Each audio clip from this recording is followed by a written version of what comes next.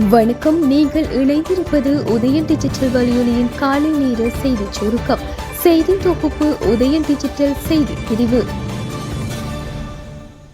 September மாதம் 21ஆம் தேதி நடைபெறவுள்ள ஜனாதிபதி தேர்தலில் தான் களமிறங்க உள்ளதை காலையில் நேற்று மாலை இடம்பெற்ற பொதுக்கூட்டத்தில் வைத்து உறுதிப்படுத்தினார் ஜனாதிபதி ரணில் விக்ரமசிங்க.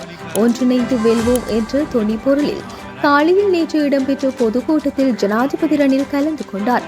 இதன் போதே அவர் தேர்தலில் களமிறக்கும் அறிவிப்பை வெளியிட்டார்.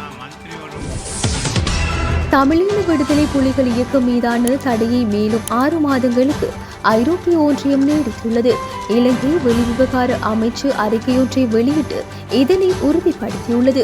இதன் மூலம் தடை செய்யப்பட்ட நிறுவனங்கள் மற்றும் தனிநபர்களுக்கு நிதி மற்றும் பொருளாதார உதவிகளை வழங்குவதை ஐரோப்பிய ஒன்றியம் தடை செய்வதாக அறிவிக்கப்பட்டுள்ளது.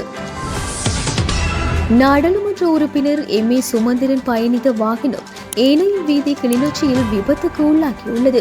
குறித்த விபத்து நேற்று பிற்பகல் 3:30 மணியளவில் கிளிநொச்சி ஏனையின் வீதி 155வது கட்டி பகுதியில் இடம்பெற்றுள்ளது.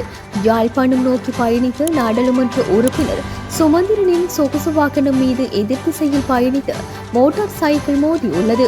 மோட்டார் சைக்கிளில் சாரதியின் கவனையினமே விபத்திற்கு காரணம் எனவும் விபத்தில் யாருக்கும் எவ்வித சேதமும் ஏற்படவில்லை எனவும் நாடாளுமன்ற உறுப்பினர் சுமந்திரனின் வாகனத்திற்கு சேதம் ஏற்பட்டுள்ளதாகவும் தெரிவிக்கப்படுகின்றது. அரசு ஆதரவுடனேயே தமிழ் மக்களுக்கு எதிரான வன்முறைகள் இடம்பெற்றதாக நாடாளுமன்ற உறுப்பினர் எம்.ஏ. சுமந்திரன் தெரிவித்தார். யாழ்ப்பாணத்தில் வைத்து நேற்று ஊடகங்களுக்கு கருத்து தெரிவிக்கும் போதே இவ்வாறு தெரிவித்தார்.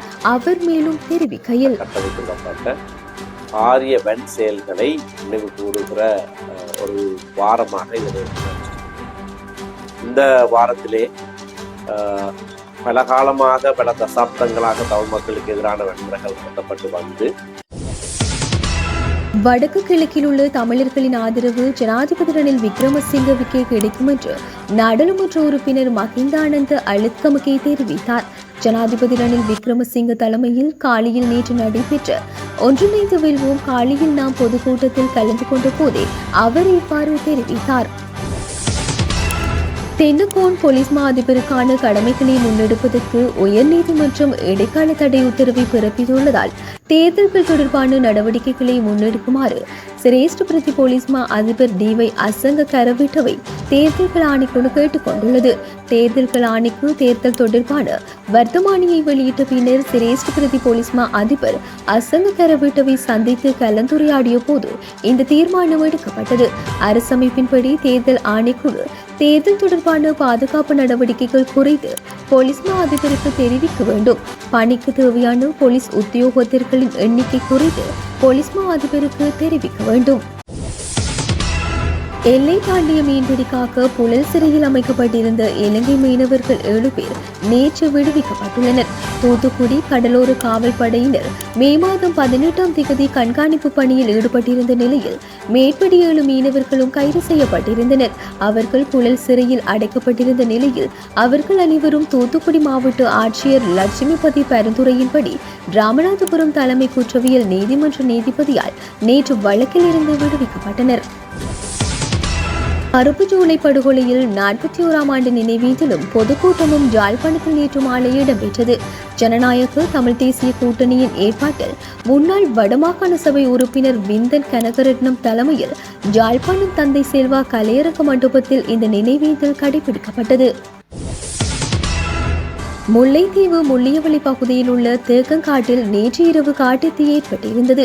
நேற்று மாலை காட்டுத்தீ ஏற்பட்டிருந்த நிலையில் நேற்று இரவு வரையில் தீ விரைவாக பரவி கொண்டிருந்தது. இந்த தேக்கங்காட்டை ஊடறுத்து வீதி செல்வதால் போக்குவரத்துக்கும் பெரும் தடங்கள் ஏற்பட்டது. முல்லைத்தீவு மாவட்டத்தில் அண்மை காலங்களாக கடுமையான வெப்பநிலை நிலவுவதால் இந்த காட்டுத்தீ இயல்பாக ஏற்பட்டிருக்கலாம் என்று சிலர் சுட்டிக்காட்டுகின்ற போதிலும் விசமிகள் காட்டுக்கு தீ வைத்திருக்க வாய்ப்புகள் உள்ளதாகவும் சந்தேகம் வெளியிடப்பட்டது. மானிப்பாய் கட்டுடையில் கடந்த வியாழக்கிழமை ஹயஸ் வாகனம் ஒன்று மோதி 46 வயதான குடும்ப பெண் ஒருவர் உயிரிழந்த நிலையில் சம்பவ இடத்திலிருந்து தப்பித்தோடிய இருவரும் கைது செய்யப்பட்டு விளக்கமறியலில் வைக்கப்பட்டுள்ளனர். எதிர்வரும் ஜனாதிபதி தேர்தலில் வாக்காளர்கள் தங்களுக்கு நியமிக்கப்பட்ட வாக்களிப்பு நிலையத்தை தவிர மாற்று வாக்களிப்பு நிலையங்களில் வாக்களிக்க முடியும் என தேர்தல் ஆணைக்குழு தெரிவித்துள்ளது. வாக்காளர்களுக்கு நியமிக்கப்பட்ட இடத்தில் வாக்களிக்க முடியாததற்கு நியாயமான காரணம் இருந்தால் மாற்று வாக்களிப்பு நிலையத்துக்கு சென்று வாக்களிக்குமாறு கோரலாம் என ஆணைக்குழுவின் வர்த்தமானி அறிவிப்பில் வலியுறுத்தியுள்ளது. இதற்கு விண்ணப்பிக்கும் விண்ணப்பதாரர்கள் அடுத்த மாதம் 1ஆம் தேதி அல்லது அதற்கு முன் தேர்தல்கள் ஆணைக்குழுவுக்கு படிவங்களை அனுப்ப வேண்டும் என்றும் சுட்டிக்காட்டப்பட்டுள்ளது.